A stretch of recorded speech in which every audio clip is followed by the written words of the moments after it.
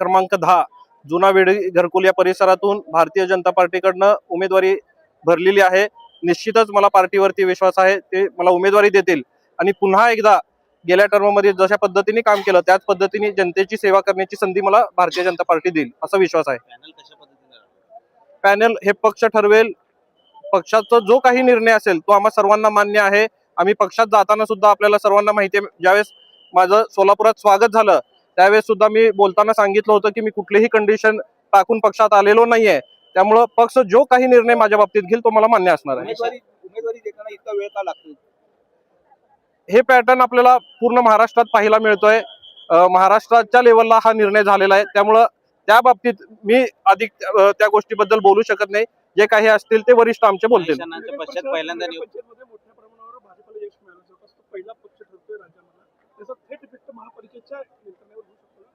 100% होणार आहे। आपल्याला सर्वांना माहिती आहे की महाराष्ट्राचे ऊर्जावान मुख्यमंत्री सन्माननीय देवेंद्रजी फडणवीस साहेब यांच्या नेतृत्वावरती विश्वास ठेवून आज महाराष्ट्रातून अनेक लोक भारतीय जनता पार्टीमध्ये प्रवेश करतायत आणि निश्चितच योग्य तो सन्मान करण्याचं काम मला वाटतं देवेंद्रजी फडणवीस साहेब हे करतायत आणि ज्या पद्धतीने ते महाराष्ट्राला पुढे घेऊन जाण्याचं काम करतायत। आपल्याला सर्वांना माहिती आहे की गेल्या 10 वर्षामध्ये ज्या पद्धतीने महाराष्ट्राची प्रगती झालेली आहे आणि त्याचाच निकाल मला वाटतं या नगरपंचायती नगरपालिकेचा आहे आणि पुन्हा एकदा हा निकालावरनं सिद्ध झालेला आहे की भारतीय जनता पार्टी हाच एक नंबरचा पक्ष महाराष्ट्रात राहिलेला आहे आणि निश्चितच त्याचा परिणाम आता जे महापालिका होत आहेत त्याच्यावरती खूप मोठ्या प्रमाणात होणार आहेत। आज सोलापूरची स्थिती सुद्धा आपण जर पाहिली तर 70 पेक्षा खाली जागा भारतीय जनता पार्टीचे येणार नाहीत, 70च्या पारच आपली जागा होतील एवढा विश्वास मला आहे।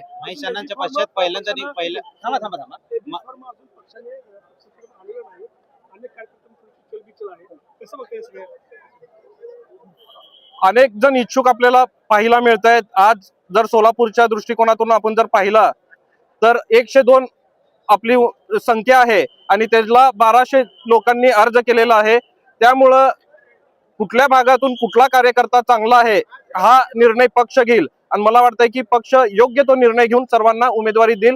त्यामुळे आमचा विश्वास पक्षावरती आहे, त्यामुळे त्या गोष्टी आम्ही बोलण्यापेक्षा वरिष्ठ जे काही निर्णय घेतील तो आम्हाला मान्य राहणार आहे।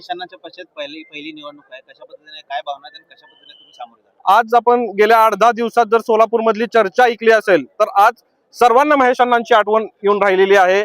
अनेक जण तुम्हाला सुद्धा सांगितले असतील, अनेक जण मला भेटून सांगितले की आज महेश अण्णा असले असते तर एक वेगळी परिस्थिती आपल्याला या ठिकाणी पाहायला मिळाली असती, कारण त्यांचं योगदान गेल्या 30-40 वर्षात जो सोलापूरच्या राजकारणावरती होता, स्वर्गीय तात्यासाहेबांचा जो योगदान होता त्याचं प्रतिरूप म्हणून निश्चितच अण्णांकडे सुद्धा पाहिलं जात होतं आणि त्यांनी सुद्धा गेल्या 2017च्या इलेक्शनच्या वेळेस शिवसेनेचे 21 जागा आणण्यामध्ये त्यांचा सिंहाचा वाटा होता। त्यामुळे अनेकांना अपेक्षा त्यांच्याकडून होत्या आणि अचानक ते आपल्यातून निघून गेले, त्यामुळे प्रत्येक दिवशी त्यांची आठवण आल्याशिवाय मला तर येतेच, पण अनेक कार्यकर्त्यांना त्यांची आता तशी आठवण येते। घरकुल मधले 10-11 8च्या 8 येतील भाजपचे। घरकुल मधील 10 आणि 11 हे प्रभाग 8च्या 8 चांगल्या मताधिक्याने भाजपचे निवडून येतील सगळे उमेदवार। यंदाचे नागरिक हे तुम्ही पक्ष स्थलांतर केल्यावर तुमच्या सोबतच राहतील ह्याची काय गॅरंटी? गेल्या 5 वर्षात आम्ही जे काम केलेलं आहे ते लोकांना माहिती आहे।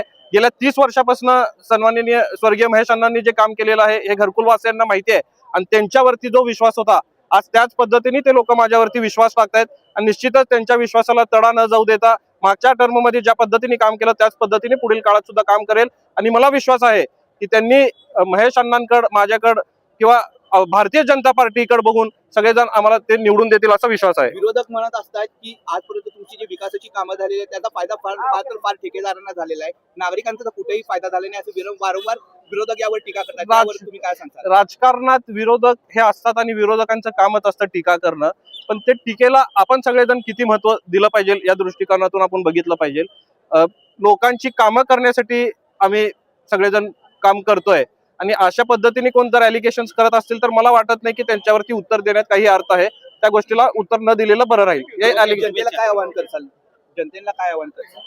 मी सोलापुरातील सगळ्याच प्रभागातील सगळ्याच नागरिकांना हेच विनंती करणार आहे की येणाऱ्या 15 तारखेला भारतीय जनता पार्टीचे उमेदवार ज्या ज्या ठिकाणी असतील त्या सगळ्याच ठिकाणी आपण त्यांना मोठ्या मताधिक्याने निवडून द्यावं, कारण आज देशात सत्ता भारतीय जनता पार्टीची आहे, राज्यात आहे आणि महापालिकेत आल्यानंतर निश्चितच काम करायला ते सोपं होणार आहे. त्यामुळे माझं ही सगळ्याच लोकांना विनंती राहणार आहे की जिथं जिथं भारतीय जनता पार्टीचे उमेदवार आहेत तिथं आपण सर्वांनी त्यांना निवडून द्यावं.